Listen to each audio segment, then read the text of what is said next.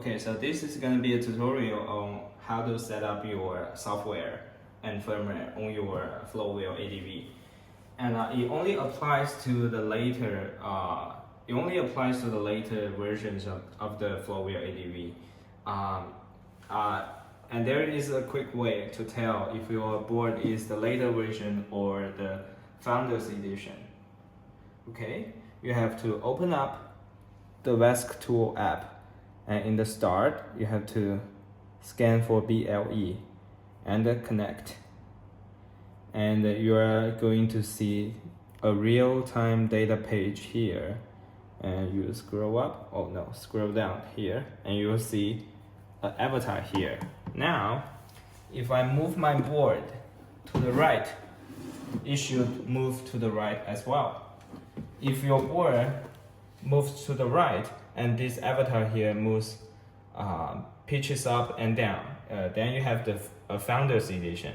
If your board moves to the right, and this triangle here moves to the right, that means you have the later version of the motherboards, and this video is gonna apply to your board. Okay, first of all, you need to find something that is similar as this little top here, and you can put your wheel on it, and the wheel free spins and will not catch anything, and it also stays level, and there's no vibration to it, so it helps up to set up your IMU more accurately. So first we connect the board.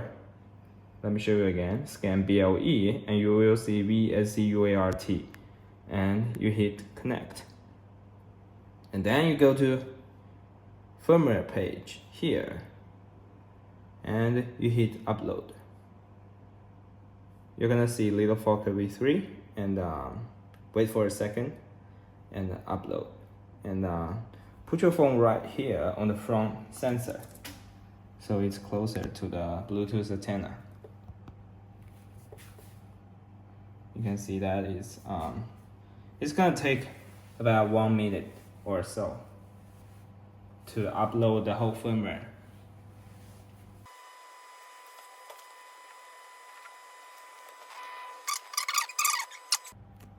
And now we can see that see a warning pop up.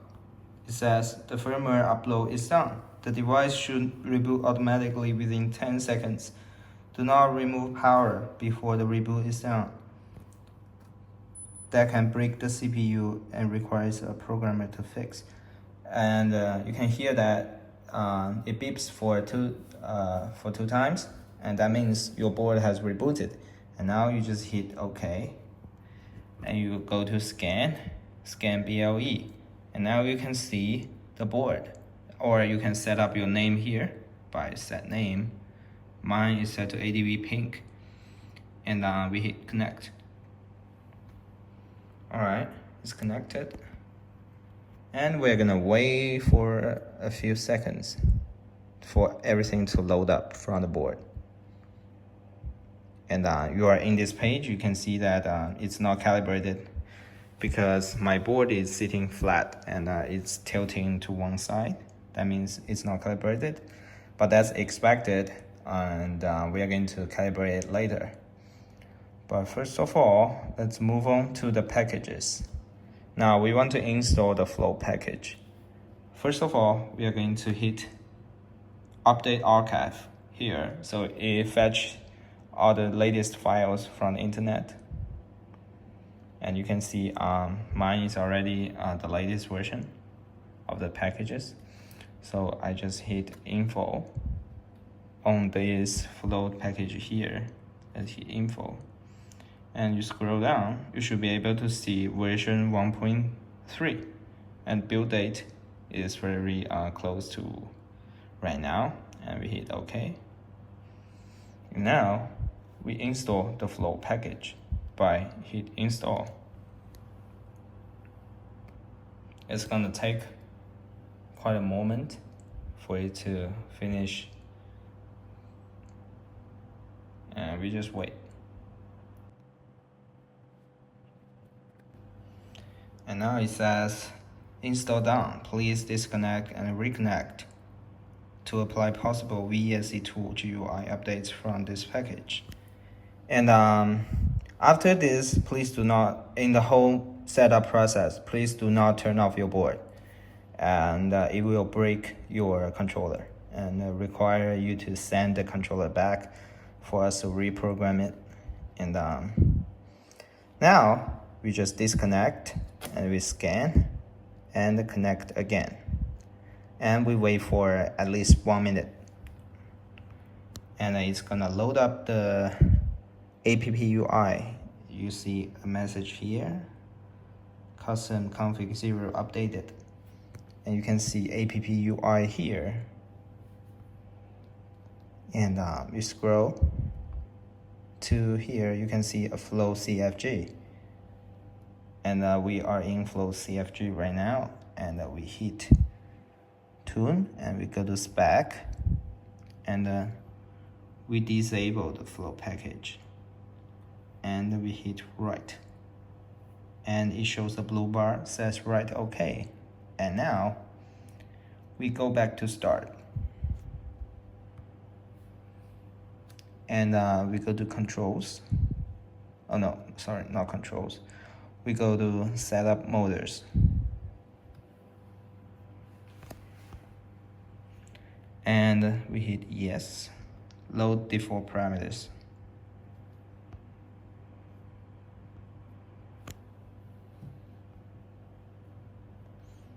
And we go to EUC, we choose EUC, and next. And we select large outrunner, and we check this box that says override. And let's change this max power loss to 700 watts. And open loop ERPM state at 700, sensorless ERPM. Let's change it to 1500, and we change the motor pulse to 30 like this, and then we hit next and yes.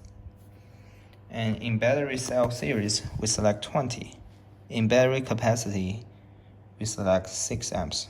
Oh sorry, not 6 amps. It's 8 for the standard battery pack, and if you have the ADV Pro or the ADV with Pro battery pack, you should select 8.4. For my case here, I'm using 8.4. And advanced, let's check this box here. And we set the battery current regen at 70, minus 70 actually, but it's not allowing me to do that.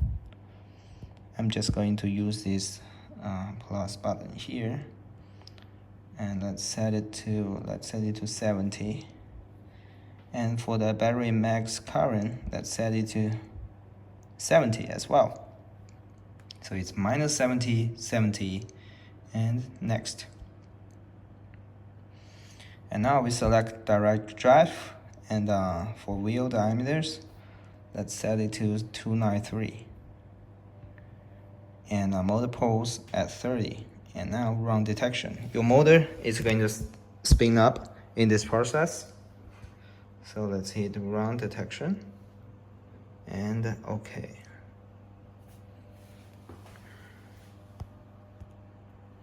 The motor is going to spin up. Make sure nothing's in its way.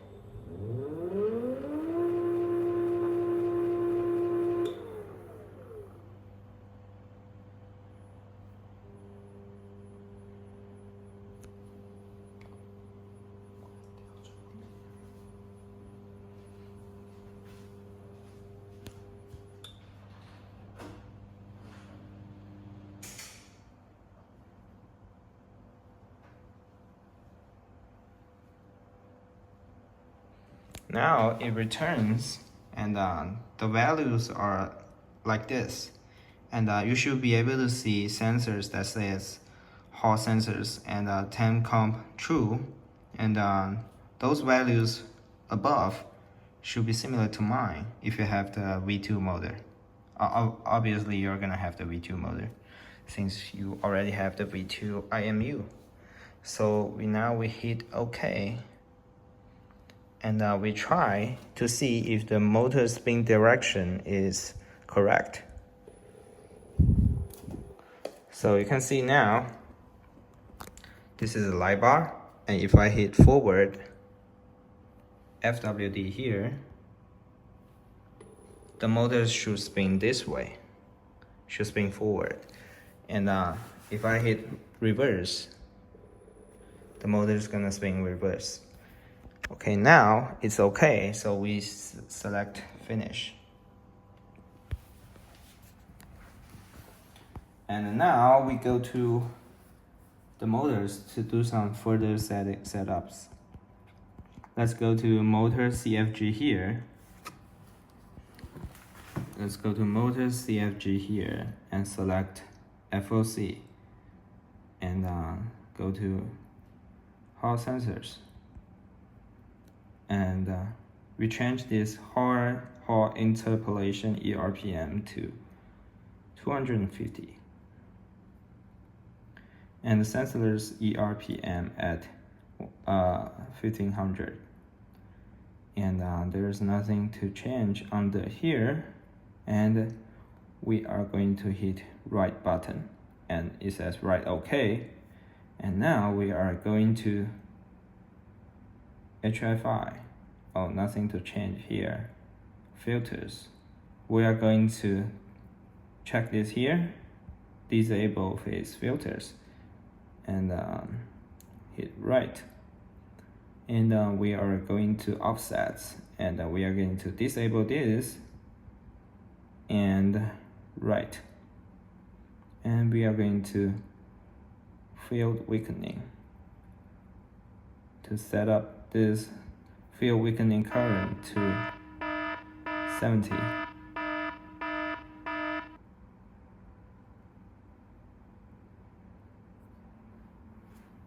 And field weakening duty cycle start, we set it to 70%. 70%. And field weakening ramp up time, let's set it to 1000 milliseconds. And right. And let's go to advanced. And change this zero vector frequency to 26. And right. And we go to, okay, I think it's all down here. And select FOC, let's change it to general. And we are going to voltage, to change battery voltage cutoff start to 50.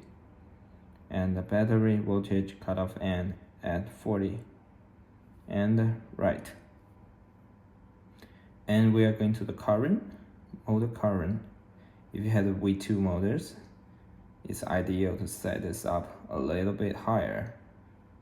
Set it up to 120 amps, should be plenty to beat any one wheels out there. Okay, so let's set it to 120 and minus 120. If you're going to races, you can set it up to like 150 to unleash its full potential. And for the absolute maximum current, we want to set it to 180 amps. And that seems all good right now. And let me show you all the numbers. Okay, motor current max 120, motor current max break minus 120, absolute maximum current 180, and 100%, 70, minus 70. Okay, that's all. Hit right. And I believe that's the motor settings covered. And now we are going to the start page. And we are going to set up the IMU. Okay, let's hit IMU wizard and go to IMU configurator. And first of all, we select balance skateboard and we search for IMU. It says IMU detected true. IMU type internal read error. Let's try again. Oh, now it says BMI 160. If yours does not say BMI 160, it's alright. As long as you can see the IMU detected shows true, you can proceed. And now you can see the frequency is 800. AHRS is Mahoney. ACC decay is at 0.020 and Mahoney KP at 2.000. Acceleration Z filter at 1.0 and gyro filter at 0. And now we hit save. And now we are going to the gyroscope calibration. For this calibration, you need to make sure your board sits where it is and nobody touches it and there is no vibration objects around your board. This way you can get most accurate gyroscope calibration result. And you don't have to put it in level position yet. You just have to leave it where it is. And wait for all those values to calm down a bit. When I mean calm down a bit, that means the numbers no longer change, or they no longer change too much. It just bounces back and forth like this, minus 0.4, minus 0.28. It doesn't change anymore. So in the opposite situation, you can see the numbers jump all the way up or all the way down. You just have to wait for the numbers to stay calm and jump between, jump back and forth. Okay, and it's not moving anymore, it seems, and we are going to hit save. And now we move on to the accelerometer calibration. Okay, this is a little bit tricky. Let me put my phone here on the stand. And for us to calibrate the X value, we need to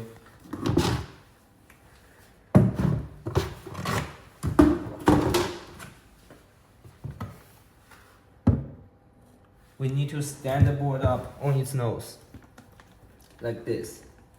For the X value, you can see the numbers going up to about 0.8 and ideally it's going to be 0.9 something. And you have to make sure the board is on its nose. Okay, the front is going to be standing on the ground. And you can see the numbers at 0.969, a really good number. And you have to move the board back and forth very slowly. Avoid any sudden moves. It will create a jump in the numbers. And we just move it very nicely and slow. And until the numbers no longer go up anymore.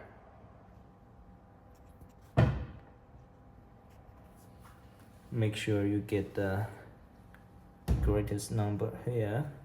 It seems like my board doesn't go above 0.97. Yours might be different. Okay, that's the max value I can get out of the X axis. And now we are going to hit save, and it will move on to the Y axis. You are supposed to make sure your board is on the left. Roll to its left. And you can see the numbers go up. And we just wait for it to max out. Looks like it's not going up anymore, or it's going up slowly. And now what you have to do is you have to rock your board back and forth very slowly for the IMU detection to find its max values.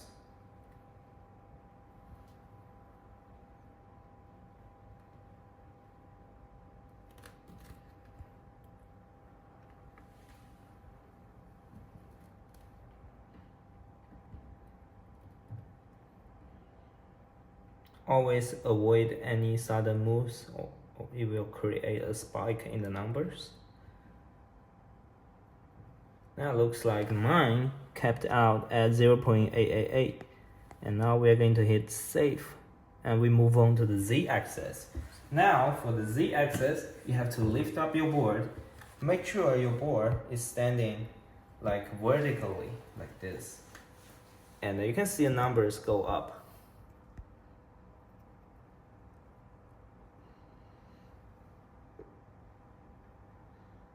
It seems that I have created something like a spike in the numbers. Oh, it's not.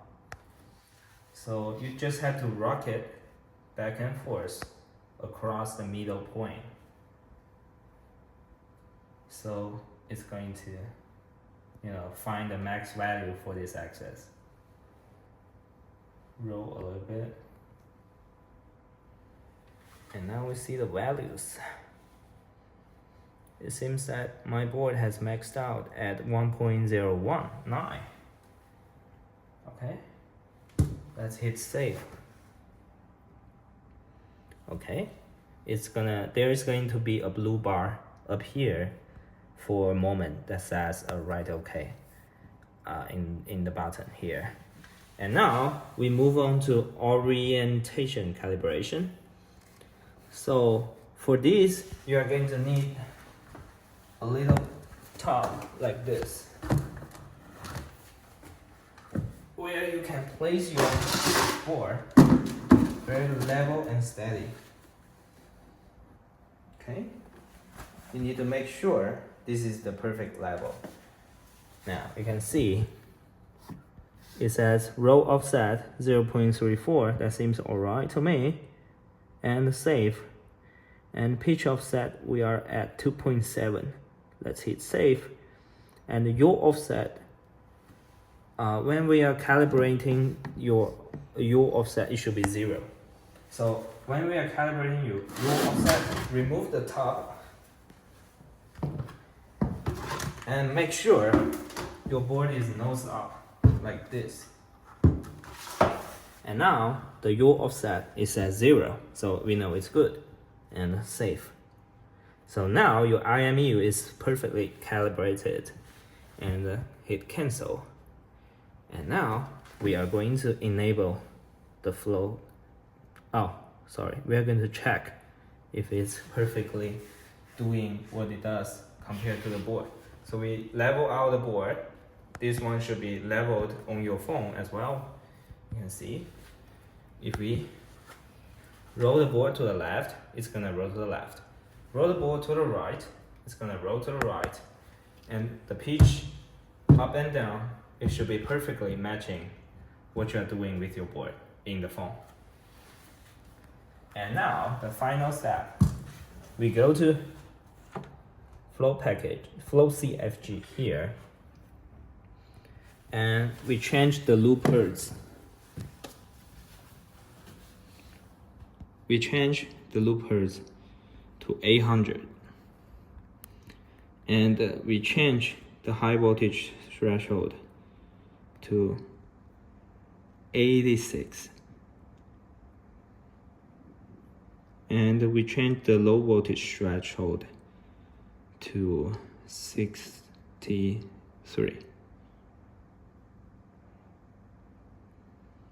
So it's 86, 63, 3.0, 3.0, and right. And now we are going to the tune, and we set angle P at about 26. If you want something softer to be, more entry level, you can set this angle P to 20. If you want the board to be super stiff and super responsive, you can set this angle P to like 28 or 30. You can do that. And down here, you can see the angle P breaking.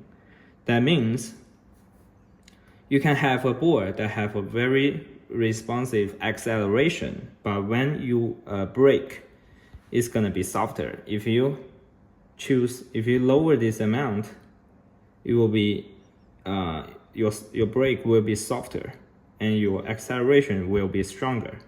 So your brake is going to be 0.6 times your acceleration. So we have a strong acceleration and a very soft brake. That means you can go to a curb and you brake. It's going to allow your nose to come up really nicely and you just hit the bump very easily. I personally like to set this to 0.7, so we have a very soft brake. And we hit right. And we go down this tune here. There is some booster, we don't have to touch that. We see some booster for braking, we also don't need to touch that.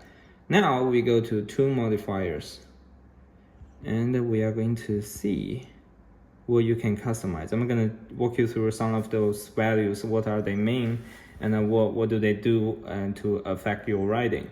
So constant tailback, that means you ride a board, normally we want it to be perfectly level, but some of you guys, you know, they have foot, one side is higher, one side is lower. They have, you know, they have their both feet at different lengths. So normally if you want your nose to go up a few degrees, you can set it up here. That says constant tailback. If you go up, if you go forward, it's going to make your nose stay up high.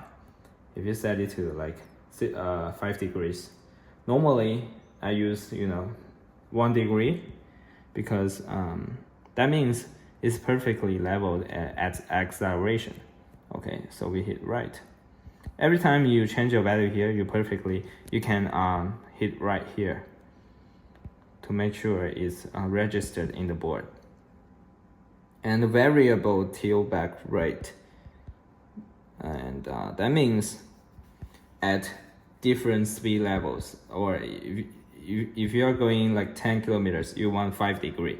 If you're going to, you know, 20 kilometers per hour, you can set up the nose at 5 degrees. Normally we don't have to touch this. And variable tailback start, that means at how much speed you want this variable tailback to start. Normally we don't touch that, we want it to be turned off. And torque tailback, usually I don't use that at all. And that basically means it will change your nose a degree according to the motor current. If your motor current goes up, it will lift up the nose as well. And the start current threshold, we don't have to touch that. We don't have to touch that. Oh, and it's at turn tailback. That means when you're trying to turn, the nose is going to be up a little bit to help you turn. But usually this is for the people that comes from the surfing industry, that recreates a kind of the board is on the water kind of feeling. Normally I turn this off because I just don't like it. It will help you with your turns. And if you don't want this turn tailback, you can set this to 0. And if you turn on this turn tailback, it's gonna behave more like one wheel products. Okay, so they have this little secret baked on their firmware. And now we have it too. And if you don't want it, just turn it off. Usually I just turn it off, or just, you know, limit it to 2 degree. That means it will help you maximum to turn up your nose about 1 degree. And let's leave it at 6.0 because Surf.0 has, you know, set up these default values for some reasons.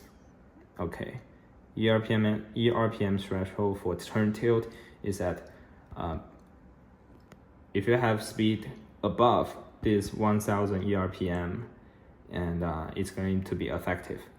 And the max tailback speed, that means the turn tailback turns up your nose at how fast of a rate. Speed boost, we don't have to care about that. 10 agree a target, don't have to care about it as well. And now we hit right. Usually, for my preferences, I just turn off this turn tailback at all, and right. And set the strength to about 0. Okay, 0, 0. That's good. That's good for, you know, a starter. and then we go to stop. There is something set up wrong here, default. So pitch axis for cut off. That means then above this degree, the board is going to cut off. If your nose is above this degree, your board is going to cut off. Usually I just set it at 30 because now the nose is up about 22 degrees. If you go up like this, it will cut off the motor. Usually that's not going to happen, but let's set it to 40, just for safety reasons. Just in case you are going like a mega mountain or something. Let's set it to 45. And the pitch for delay at 1000 milliseconds. And the roll axis for cutoff, we set it to 60 degrees. That means if your board rolls further than 60 degrees, the motor is going to cut off. And the switches, half switch for delay, that means after 250 milliseconds, you lift up your heel, the motor is going to turn off. It's going to have some delay here. You cannot set it to 0. Otherwise, if you lift up your heel in a mid-ride, the board is going to shut off on you. It's set to 250, it's right. And full reach for delay, that means after you step off from the board, 200, and it's going to count 250 milliseconds, and it's going to turn the motor off. And ADC half state for RPMs, that means under about 5 kilometers per hour, your board will turn off if you lift up the heel. If you don't want the board to turn off, that means you have to stop and lift your heel, and the board cuts off and the board shuts off. You can get off your board. And if you set it up to like 5,000, the ADC half state for RPM, it's going to ignore your speed. If you lift up your heel, it's gonna cut off. Usually we just set it to 300 and it's alright. And if you want something that's like a one-wheel simple stop, that means you can go forward, and if you want to stop, you just roll back, you just lean back. So if you enable this reverse stop and you hit right, you can only go forward, you cannot go back. If you go back, you stop. Okay, usually I just turn this off because I want to go forward and back. Sometimes I have to make a 3-point turn around. That's very useful. But for somebody that's cannot lift your heel up and keep balance, you can turn the enable reverse stop. That allows you to lean back and the board shuts off. And right. And now we go to the specs, and we scroll up here. You can see the disable flow package is turned on, and we don't want it to be turned on because we have done all the settings. Now we can write, and now we can try the board with our hands. You better grab it like this, but do not activate the sensors yet. Grab it, feel the motor is gonna have a little bit of drag, and you activate your sensor with both of your fingers, and roll it back to level point. The board is going to activate, and that's how you set up your later version on the ADV, Floatwheel ADV. When you are riding on the road, be very careful. Get to know the board for some times before you go really high speed, and wear all the safety gears at all times. Always wear a helmet at least. And if you are new to this sport, please wear guards right here on your collarbone, because we have seen many riders that fall on this board, and they usually crack this bone right here. It's not fun. Okay, so wear all the safety gears necessary. And usually I'm a very conservative rider. Usually I just do not go up above 18 miles per hour, and I wear my helmet all the time. And when you fall, trying to fall like a ball, roll it out, and ride safe. That's all. Thank you for watching, and enjoy your ride.